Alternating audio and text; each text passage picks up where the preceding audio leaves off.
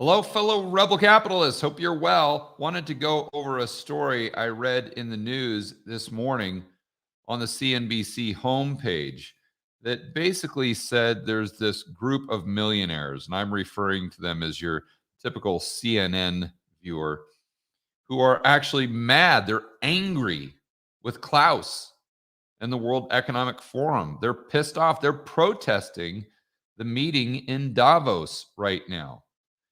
And I saw this headline and I said, well, wow, this is fantastic.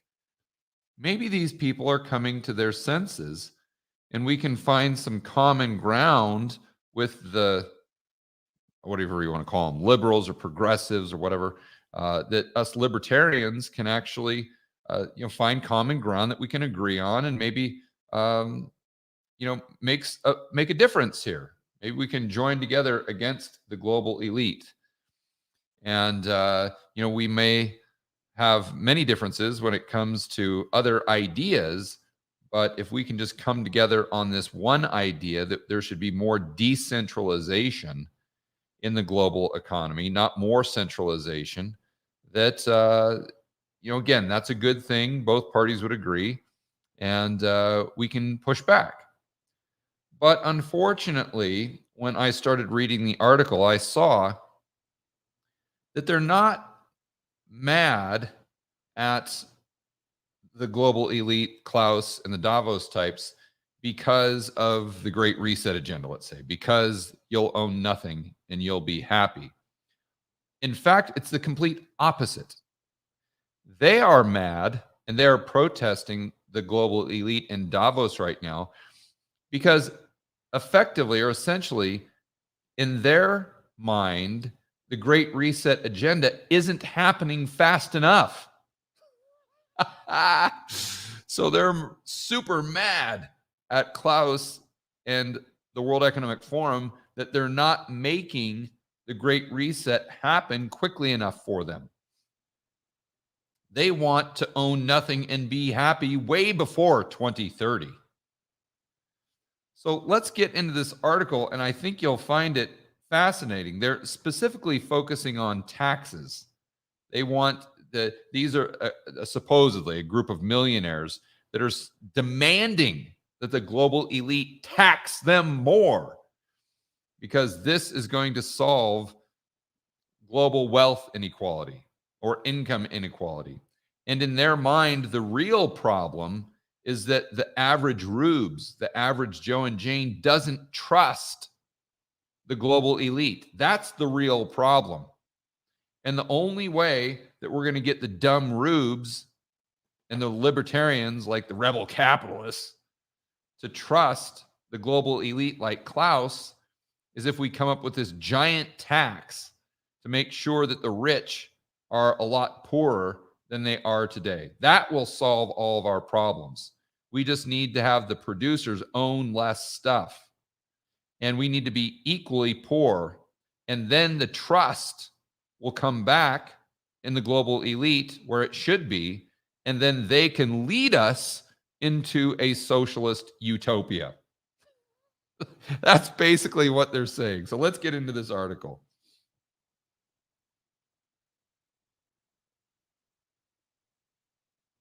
If I could find it. There it is.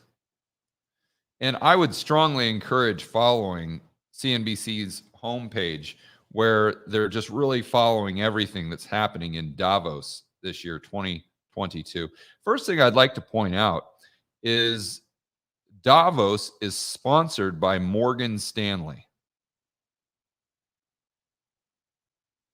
Why I find this fascinating is, could you think of another brand that has a worse reputation? I mean, let's just throw Alex Jones in there, right? And I'm not saying that Alex Jones is a bad guy. I think he's hilarious.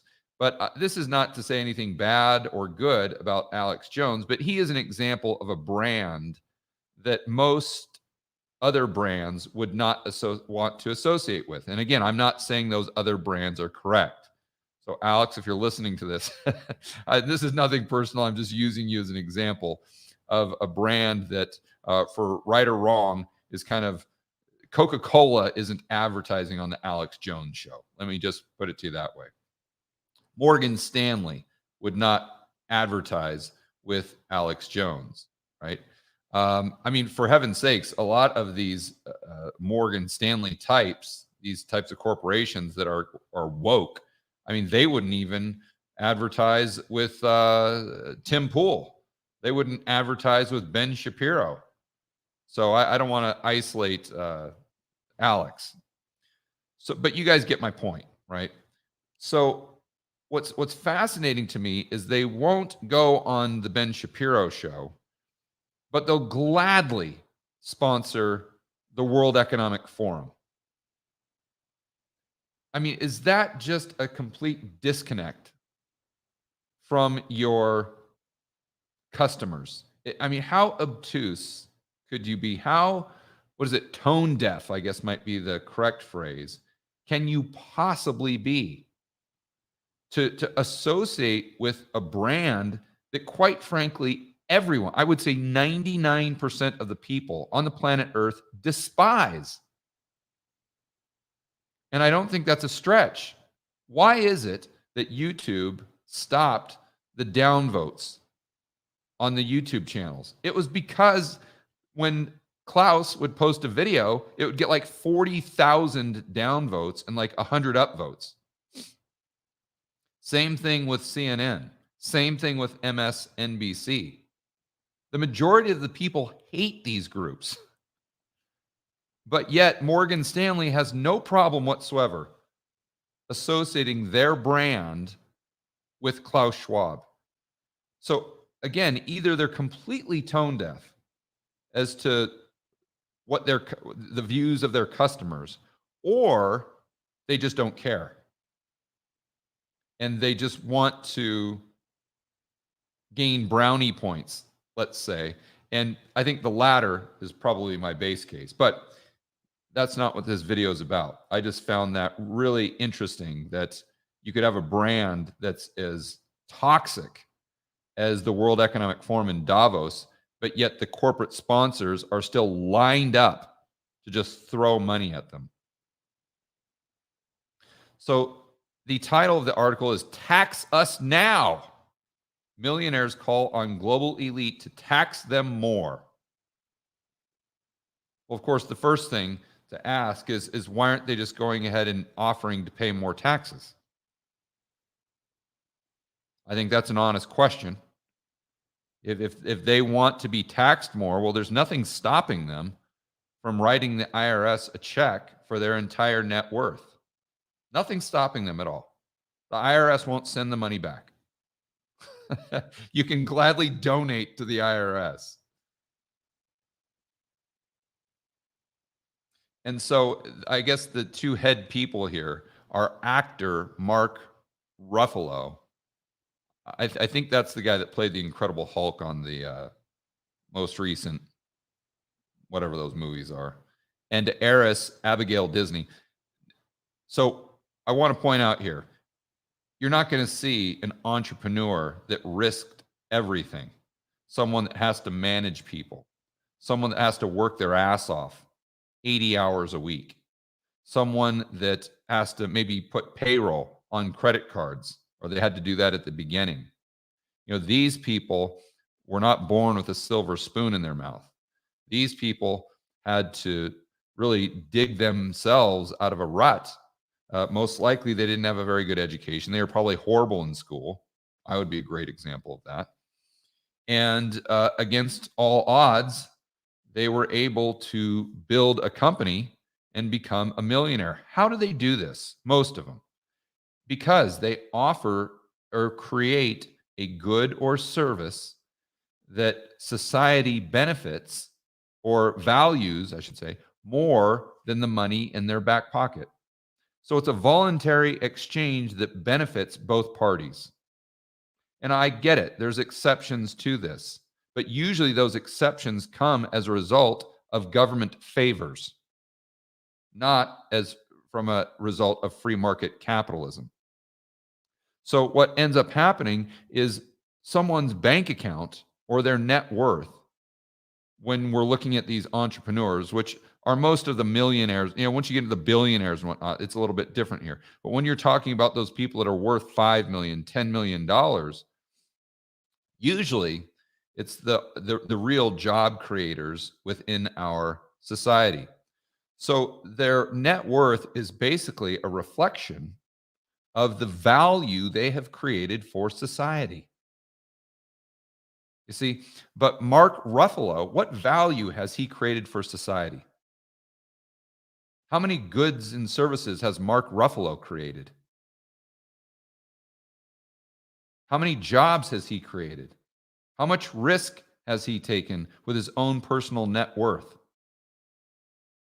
to build something up from scratch where he could lose his not only his entire net worth, but his ability to provide for his family moving forward? How many times has Mark, a famous actor, done that?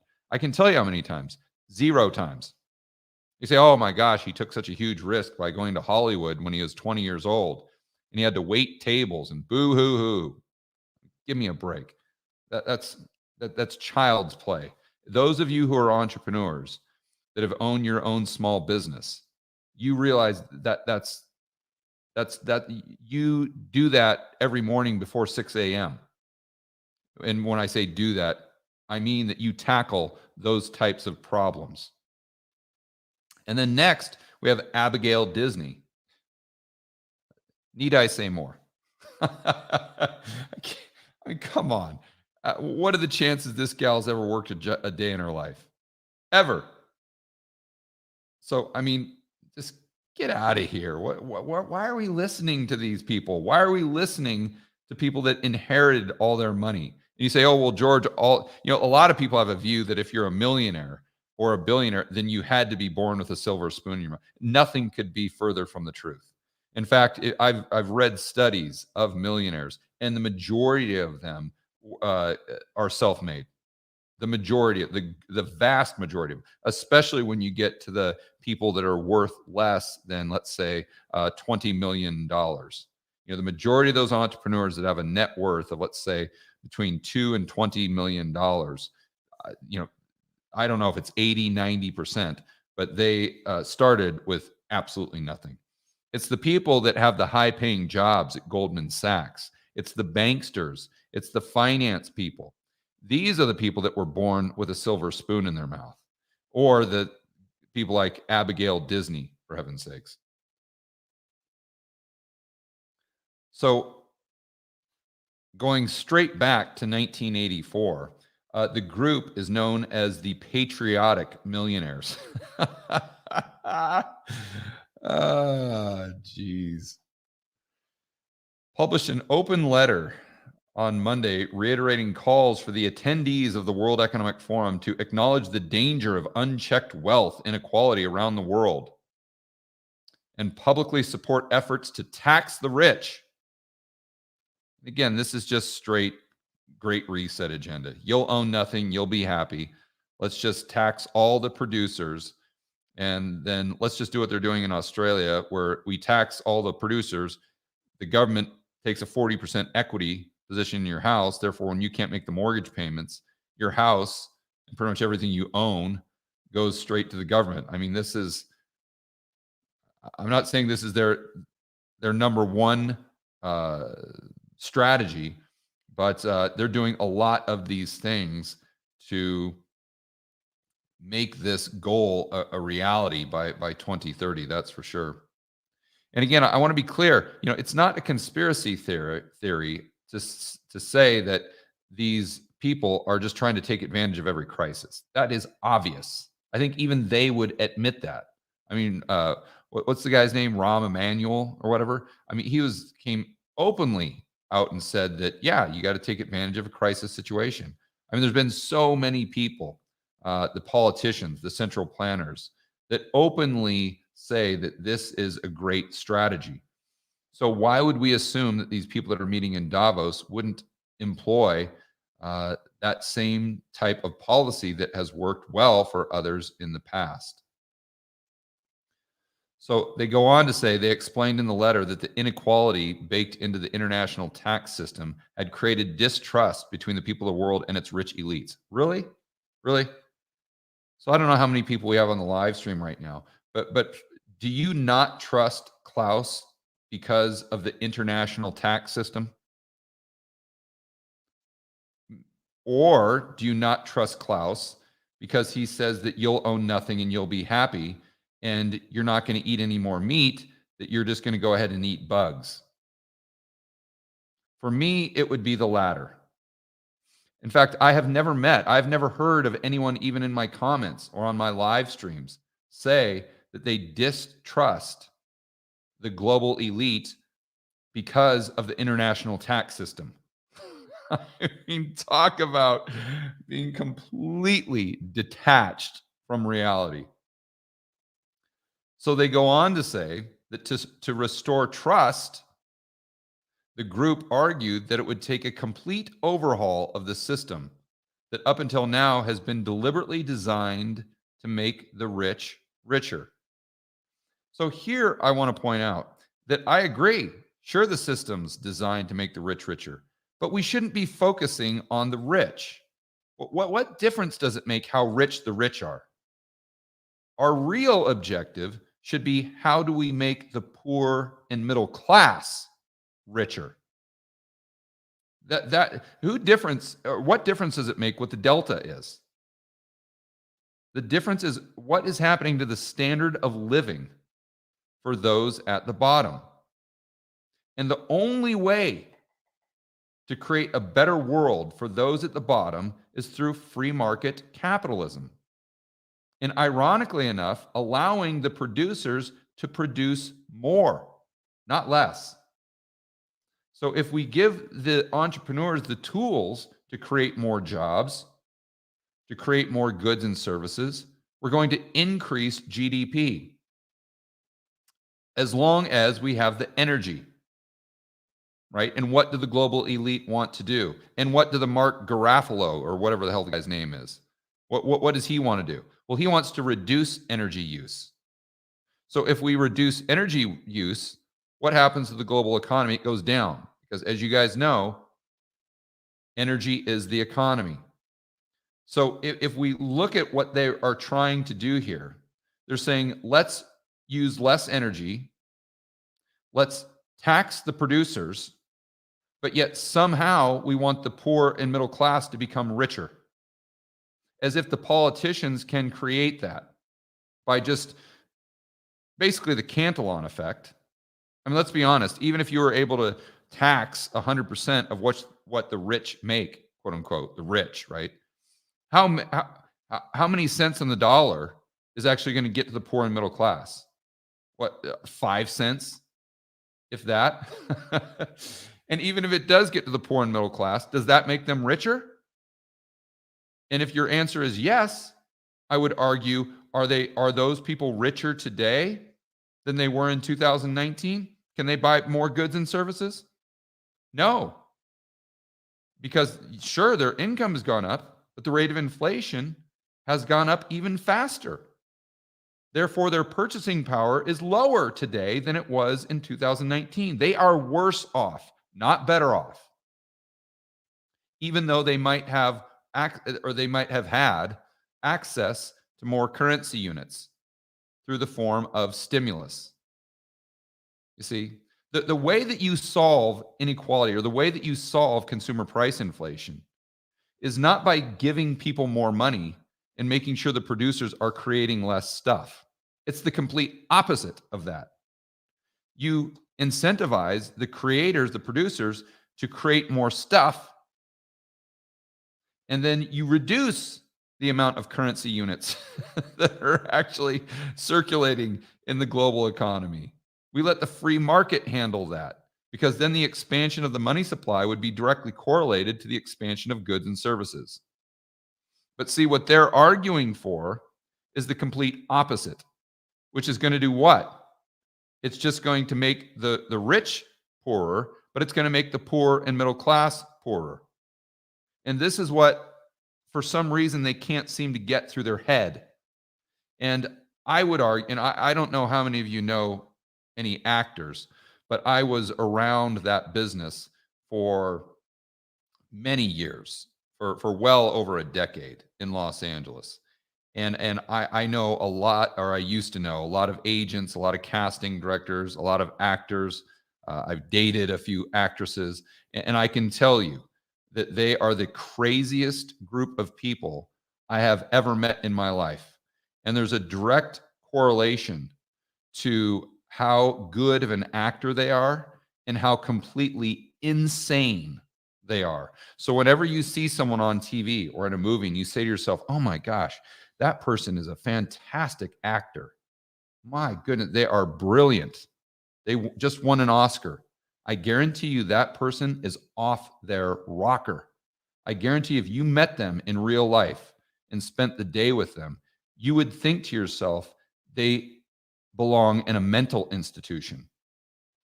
And so these are the people that are calling for this insanity. These are the people that, ironically enough, the mainstream media and most of the average Joe and Janes that are out there, they look to them for advice.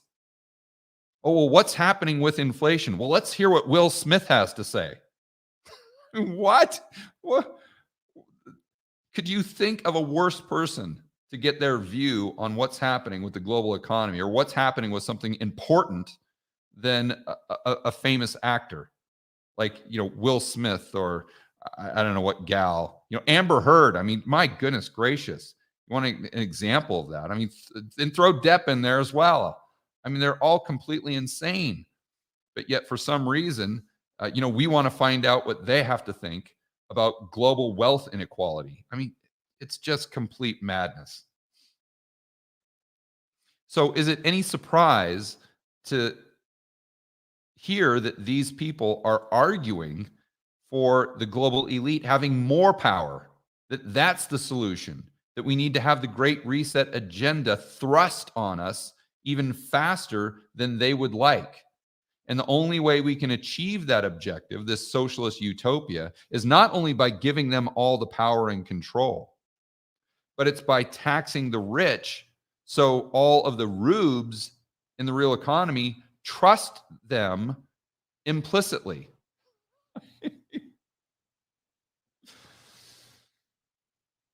You just can't make this stuff up. And if I wouldn't have seen this article, I mean, honestly, it wouldn't even have dawned on me that there were people that held this view. I understand that there are people that want to tax more. I get it.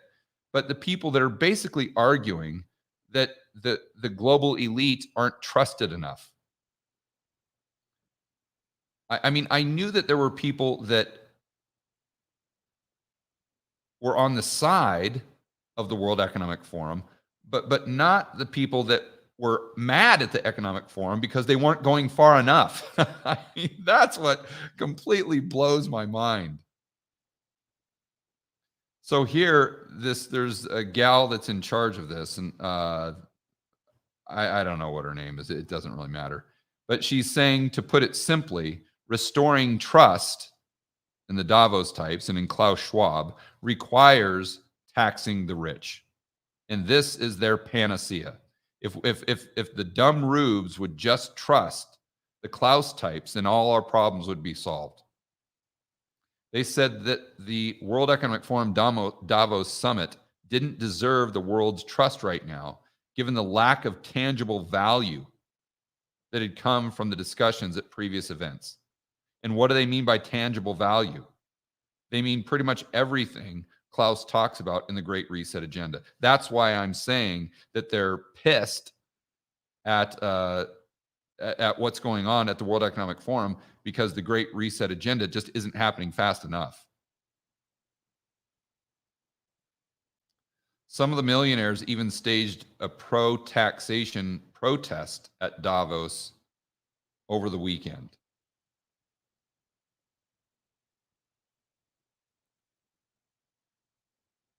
So here's this gal, I guess she's the founder of this group of Rhodes Scholars, said that, as scandalous as it is that governments seem to be utterly inactive on dealing with the cost of living. You see, look,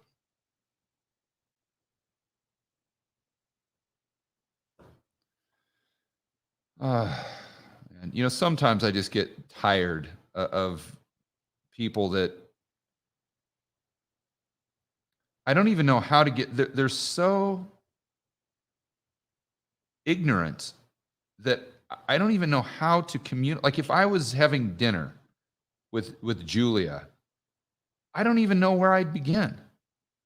Like where do you even start with someone that thinks that the rising cost of living, meaning consumer price inflation, can be solved just by giving people more money?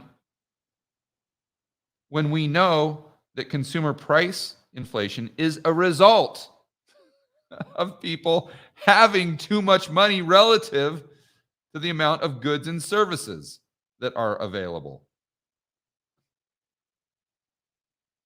So she goes on to say it is equally scandalous that they allow extreme wealth to sit in the hands of so few people. Again, who cares? You'll notice that this is a common theme with all of them. They never, ever, ever talk about ways that we could, what we can do to create more jobs, what we can do to create more goods and services, which will really, that's what brings up the standard of living. They never talk about that. They totally ignore it, as if goods and services just appear magically by Santa Claus just brings them around every single night. The goods and services fairy just visits Home Depot and Walmart, just waves their magic wand. But they get so they completely ignore that, but they just get so fixated on the extreme wealth that sits in the hands of a few people. Again, as though wealth is somehow currency, as though wealth is green pieces of paper. It's not. Wealth is not stocks. Wealth is not gold. Wealth is not Bitcoin. Wealth is goods and services. Period. End of story. And the more a society can produce, the wealthier they are. The currency is just a means to transact. A currency is just a means to trade value for value, meaning the goods and services that you produce for the goods and services that other people have to produce, just so you don't have to barter. That's all currency is good for. It's not wealth. But Julia just can't seem to get that in her head. And then they just get, they honestly, they don't care about the poor. They only care about making the rich less rich. It's just totally bizarre. She goes on to say the global crises are not accidental. They're a result of bad economic design. And here we go. Central Planning 101. Their worldview is that these group of people at the top need to just design the economy. Like they just need to draw it out on a whiteboard and then just force people to execute whatever strategy is drawn up on the whiteboard. Like people are just inanimate blocks of wood, like on a chessboard, that we can just move them around and have them do whatever we want them to do. And if they don't do that, well, they're just getting in the way of our grand scheme or of our socialist utopia. And that we need to just either eradicate them, which is what we've seen with communism in the past, or we need to just somehow change their hardwiring so they don't continue to pursue their own self-interest and the interests of their family.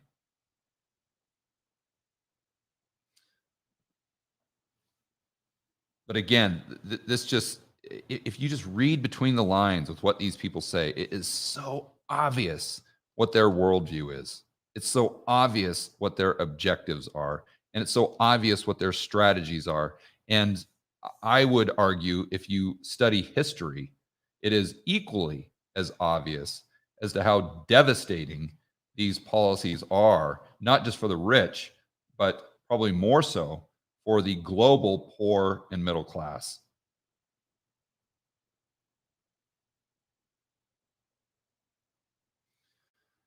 All right, guys, enjoy the rest of your afternoon. As always, make sure that you're standing up for liberty, freedom, and free market capitalism. That's how we improve the standard of living for the average Joe and average Jane. It is not through central planning. It's not through big government. The politicians cannot do this for you.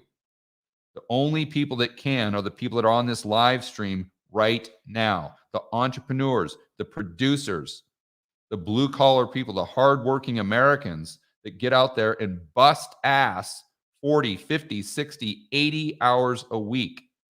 Those are the people that can create wealth.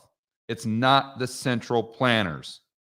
And in order to give them a platform to where they can do what they do best, we have to continue to promote and fight for free market capitalism. I'll see you in the next video.